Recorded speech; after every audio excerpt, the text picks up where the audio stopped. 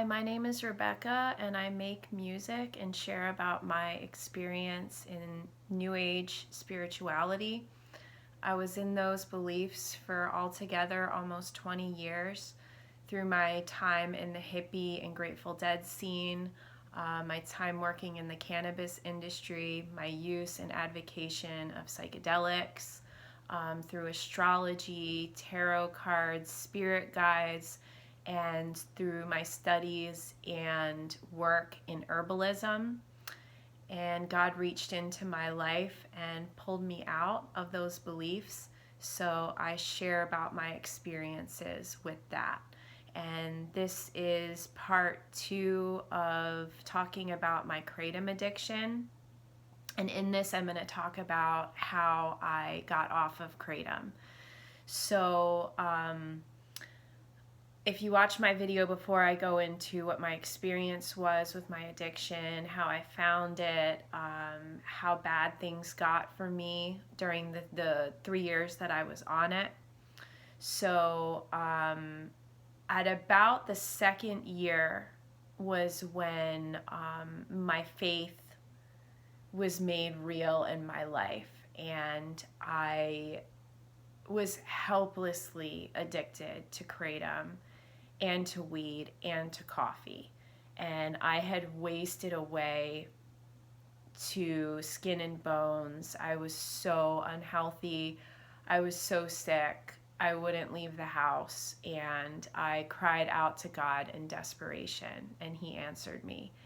And so I'm in the thick of this kratom addiction. I'm taking 40 to 60 grams per day at my highest. And at this point, I hadn't found any sort of, I found a Reddit, a subreddit for quitting kratom way after I quit, a few months after I quit.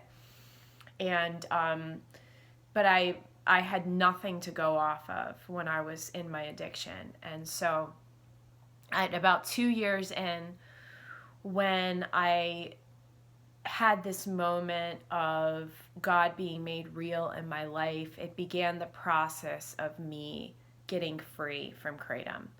And it began with me basically through prayer and through crying out to God, asking Him to help me, because I didn't know how to get off of it. Any drop in my dosages that I would have crippling anxiety and panic attacks and full body pain. I wouldn't sleep. And so it began with just asking God to help me, to show me, to make a way. And that I wanted it to not feel good anymore, because it didn't feel good at that point anyways, but there were small moments. I used to think of them and refer to them as like little islands that I would jump from dose to dose, that for 15-20 minutes after I would take a dose, there would just be like a numbness. The euphoria ended a long time prior to that. But I would just jump from dose to dose every 3 hours pretty much, and have these little moments of just numbness. And that would take away the crippling anxiety and the pain in my body and the pain from the grief that I was going through. And so I just prayed for God to start to make it not feel good, for me to not have that relief. And that was the first step that I did.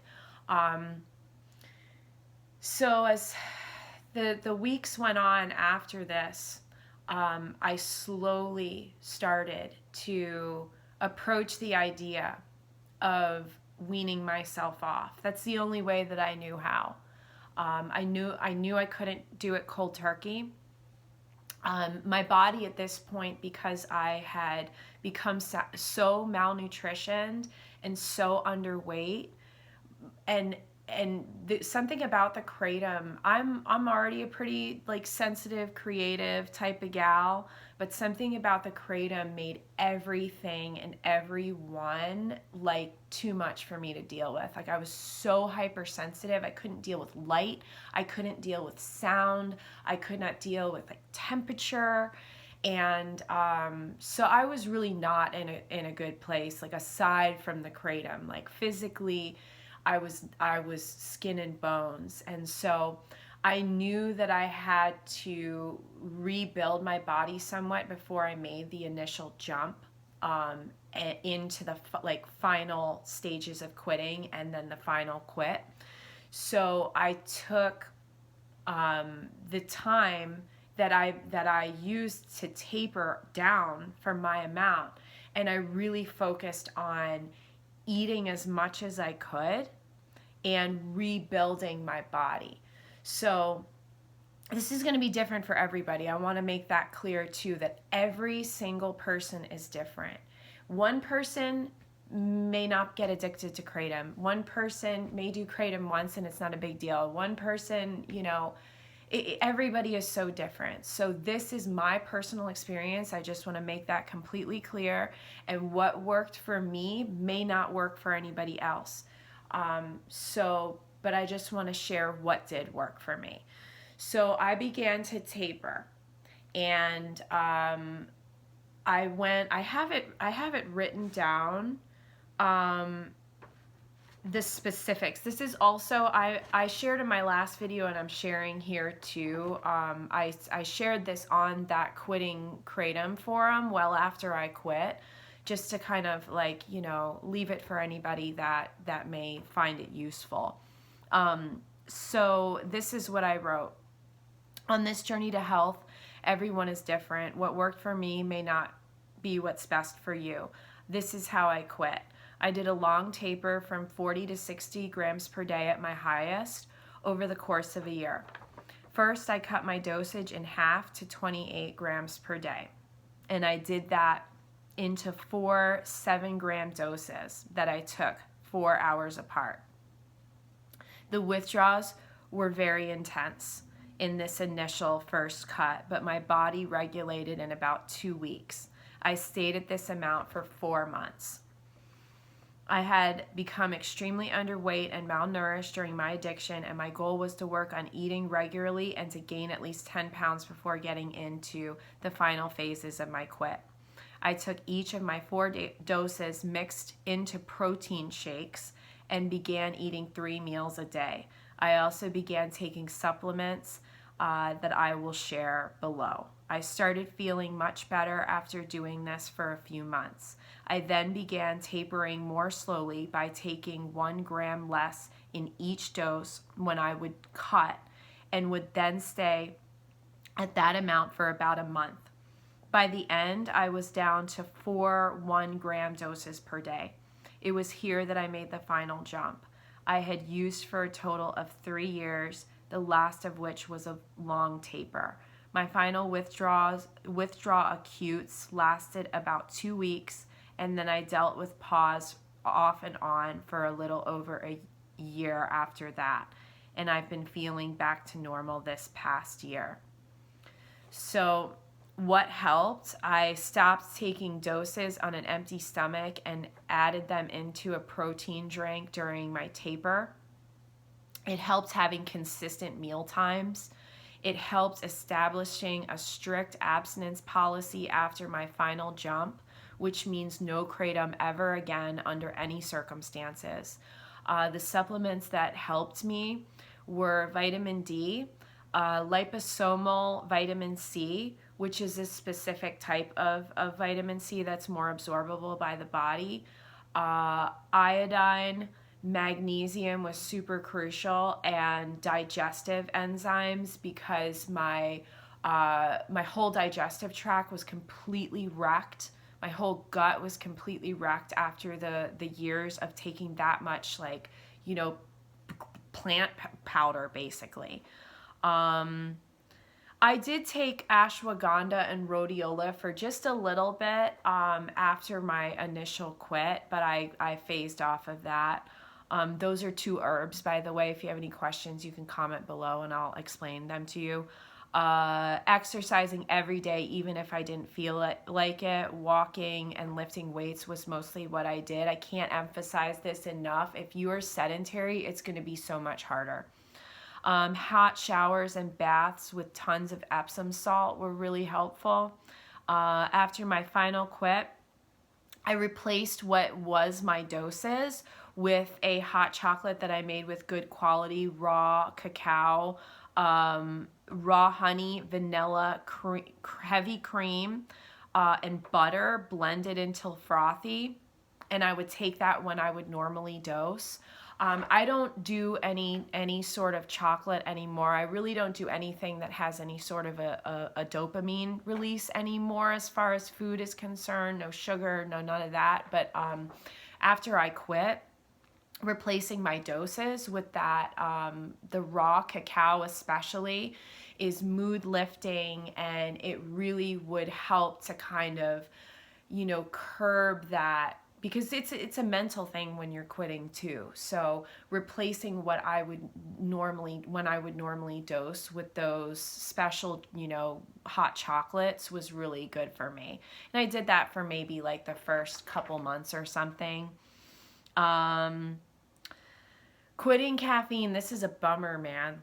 Like, trust me. How long has it been? A year since I quit. I quit caffeine, let me think about it, 4 months. I quit in May. I quit kratom in February, and I quit coffee in May. So February, March, April, May.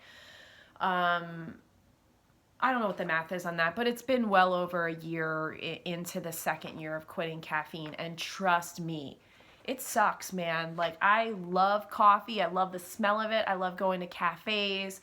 I love it all, but it was so beneficial to quit it.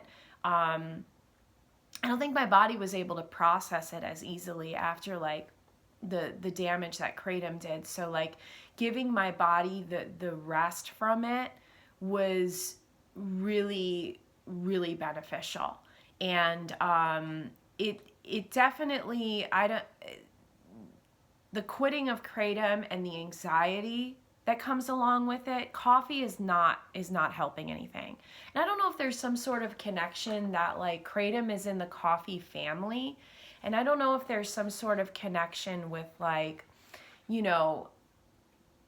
how my body was, like, I was just not able to like really handle the caffeine as much after I quit the kratom.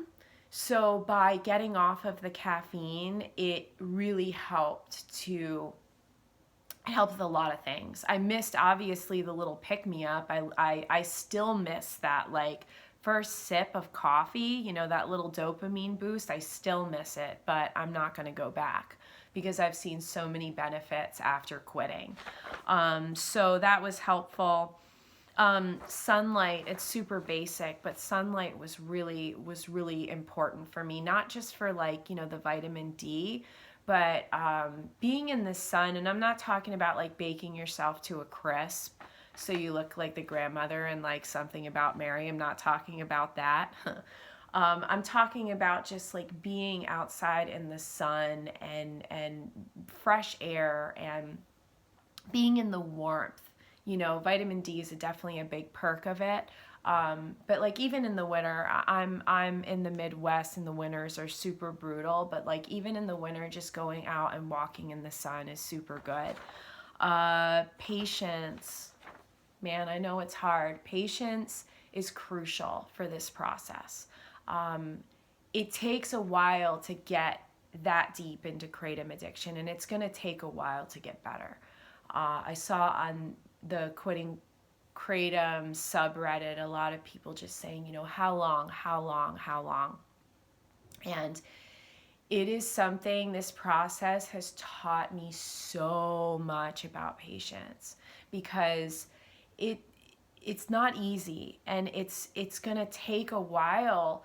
And for everybody, it's different. Like I said, it's going to take a while for your brain and your body to rewire and to heal after having this constant stream of, feel good chemicals from the kratom. And so it takes a while, and I don't want to scare anybody, but I'm just going to be straight up and honest that like it's going to get harder before it gets easier.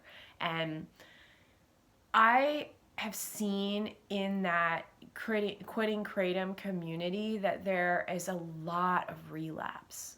There's a lot of relapse. I didn't see a lot of people. I think that, people kind of just go on with their lives too, and maybe they're not checking in with the community.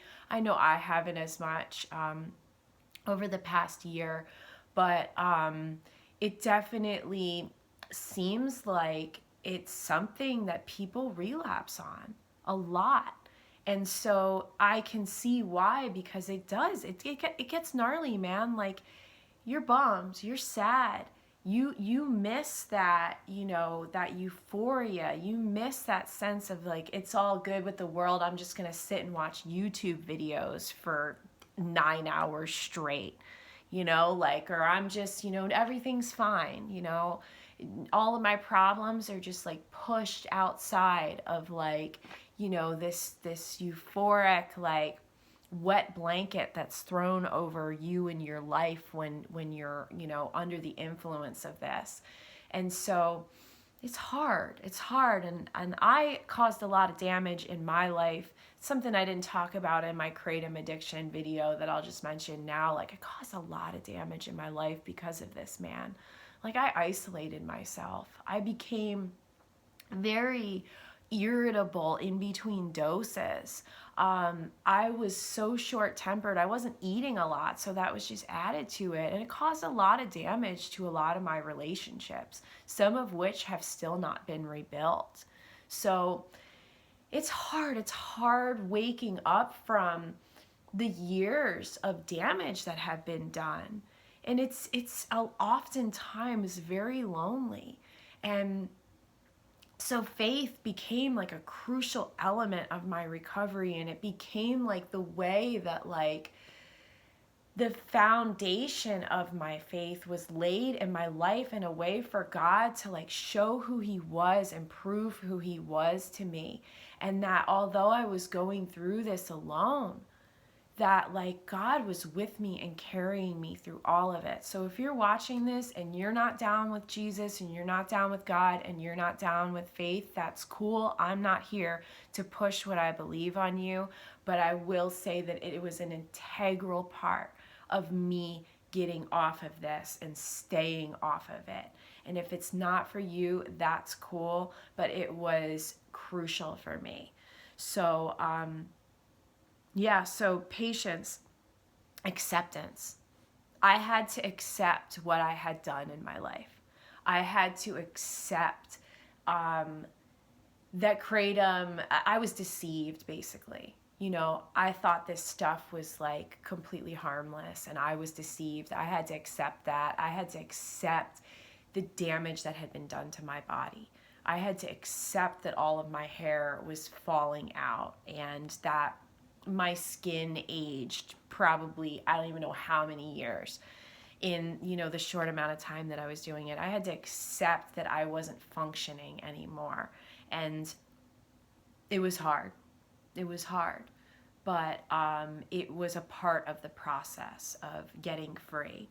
And it was also a big part of the process. Like, abstinence is so important. Like, if you think that you can try it once, or if you've had a bad day, or if your dog dies, or shoot, for me, my parent had died, and I had lost my child too, not to death, thank God, but to other circumstances. And it was horrible. And there was nothing that I was able to do to like soothe that pain. But it was important for me to go through the process of feeling that pain again. Like, I, had put off the grieving. I had put off, a lot of those feelings. And I had to come to terms with all of that, and I had to face it and heal from it, and it took time. And so I had to accept as well that there was nothing that could go on that I could even try the littlest bit again. Because that's the thing about a lot of substances, because I've quit a lot of things now, and that is truly, for me at least, and I think, I'm not here to say that everybody should do what I do, but abstinence is so important. If you put a little bit into your system and it changes your brain chemistry for that amount of time, you're gonna keep wanting that. I've done this with weed, I've done it with drinking, and now I've done it with kratom and coffee and sugar. And I've been 13 years sober from alcohol because of abstinence.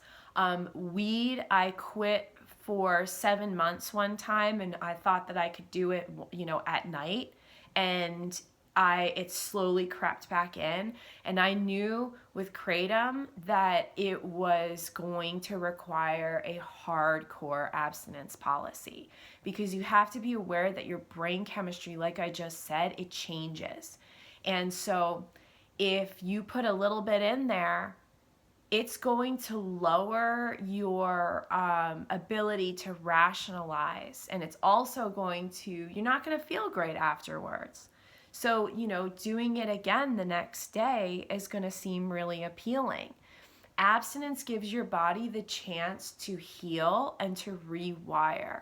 And when you get to that point, after you go through the withdrawals, after you go through the pause, the post-acute stuff that can last for however long it takes for your body to heal and rewire, and then you get to the other side, which is where I'm at now, dude, kratom is disgusting to me.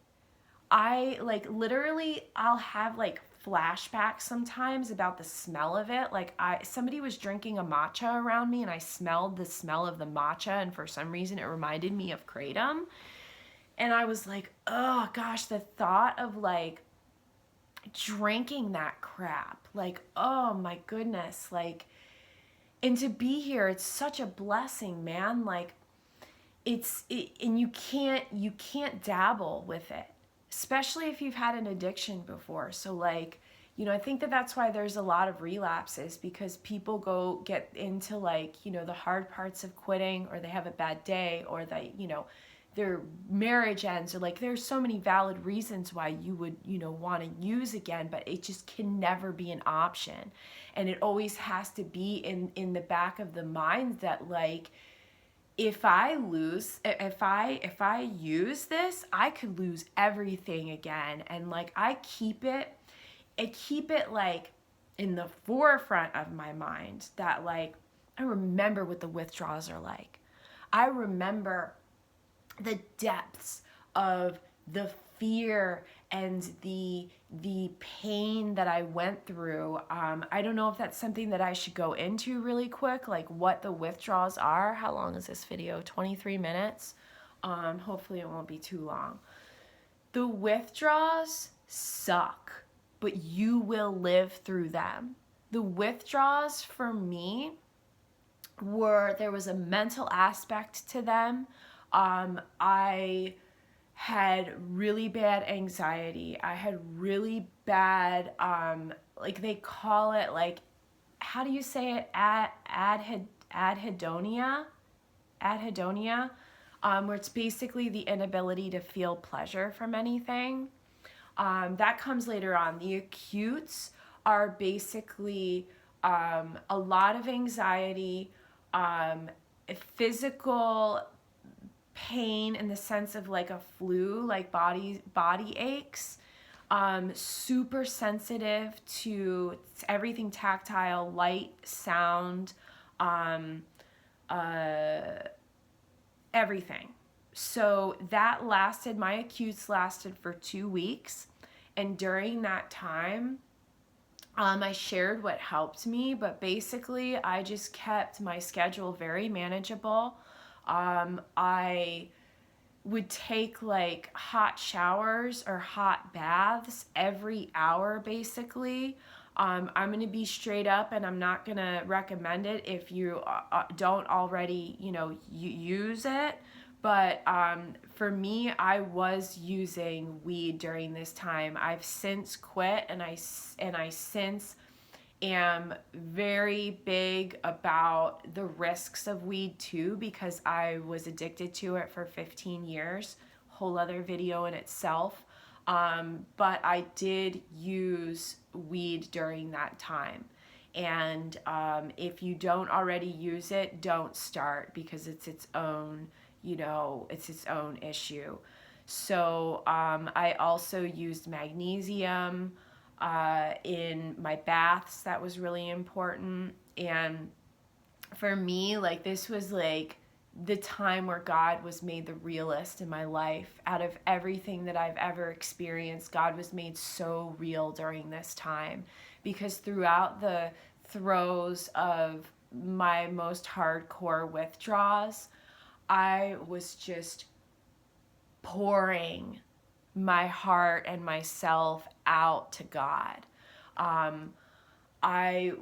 Because I was so sensitive to sound, I kept headphones on, and I would listen to worship music. I wasn't able to sleep. That's another aspect of withdrawal, is that you're not able to sleep for a while.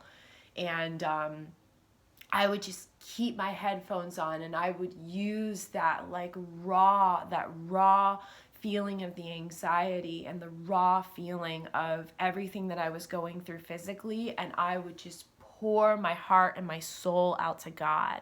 And I would feel Him so strongly in those moments. I would just be worshiping God, like in the depths of this, tears pouring down my face, just like, dude, oh my gosh, like it brings so much up thinking about it. I would just cry out to God, and He was carrying me through it all. And I remember like listening to certain songs that would just like rip me open. And in that rawness, I was able to just experience God's love for me on this level that is like indescribable. And if God isn't for you, that's cool. But like God, I love God. I love Jesus. I love the gospel. I love Jesus' sacrifice for me. It was made so real in my life during that time. And it was so integral to me getting off of this. And so that was like the big part of it. The pause is the post-acute withdrawal syndrome is going to be the next video. But this was the withdrawals for me. Sorry to be discombobulated a little bit, but these are just all on the fly, and I prefer it to be that way. So that was my experience with withdrawals. The last thing that helped me was gratitude. It sounds so simple. It sounds kind of hippy-dippy, but being grateful was and still is crucial for me in getting off of kratom and staying off of kratom. I have to remember what I have to be grateful for. It seems, so silly, and like, you hear it in like the mainstream a lot, like, grateful and gratitude and all that, like, whatever stuff. But like, it's so important, because it's easy to get caught in these black holes of just like, sadness and pity and shame, and to focus on what we are grateful for, it breaks that, like, it interrupts that, like, negative feedback loop, that like being in that echo chamber of our own thoughts. And healing from this addiction, it's going to bring you on this journey mentally that you're going to have to go through valleys before you climb the mountain and you get to the mountaintop. You're going to need to go through the depths before you're able to, get to the other side. And so remembering what you have to be grateful for, focusing on it. If Jesus isn't your thing, finding, they say higher power in all the 12-step programs, but like dude, it's so important. Like, I am 100% sold out for Jesus because of what he's done in my life. And so that's what I'm going to say, that like, and nothing compares to Jesus. I have been there. I have done that in the new age, and nothing compares to Jesus. But if you are not down, I respect it. A lot of us have had bad experiences in religion, which Jesus is not about, by the way. It's not about religion. Jesus was a rebel. Jesus was not into religion when he was here. So like, if you're not down with church, that's cool. I wasn't either until I found a cool one recently. But you got to find something bigger than yourself to believe in. And I've heard in 12-step programs, people be like, oh, make the chair your higher power. Or like make, the trees your higher power. I don't really know if the trees can like carry you through this, to be honest with you, but finding what you have, what you can have faith in is integral. And there's a reason why 12-step programs exist and why they work for some people. Is because of a lot of components, but like, the faith aspect of a 12-step program is like crucial to that like process for a lot of people. If you can get clean on your own and you have like your own willpower and all that stuff, God bless you. But for a lot of us, and I don't want to speak for everybody, but I would say most of us, it is super important to find a faith, to find something that's bigger than yourself, that you can believe in, and that you can go to in prayer, to cry out to that like, my beliefs give me strength that I don't have. They give me joy that I don't have. They give me peace that I don't have. They give me hope that I don't have. So it's really important, I think, to get through the process of getting off of kratom, or any addiction for that matter. So I think I went over everything that I wanted to go over. If you have any questions, if you'd like any support, encouragement, prayer, leave them in the comment section below and I will get back to you. I don't check this every day for a reason. I try to stay disconnected from all social media as much as possible. So if I don't respond to you in, a couple, 3 days, please know that I will see it. And man, I'm here for you all. If you came across this video and you are either in kratom addiction or, getting off of it, whatever it may be, I'm here for you all. I have been there. I am living proof that it's possible. And my life has gotten so good after quitting. And how hard it was really made me a better person. And by making these videos, by posting on that subreddit, by starting my life again, by my relationships being repaired, by following my passion, which is nutrition, I ended up going into studying that. All of what I came from made me a better person. And I'm using everything that's happened not only to glorify God, but to also turn it into something positive to share with you all. So please be encouraged and know that if you are in the depths of a kratom addiction, which I have been in the darkness, in the loneliness, in the isolation, in the fear, in the pain, know that there is a way out, and that you can do it. It's not going to be easy, but you can do it, seriously. And the life that you deserve is on the other side of this, and it's better than you could ever imagine. So thank you so much for watching, and I hope you all have a good day. Bye.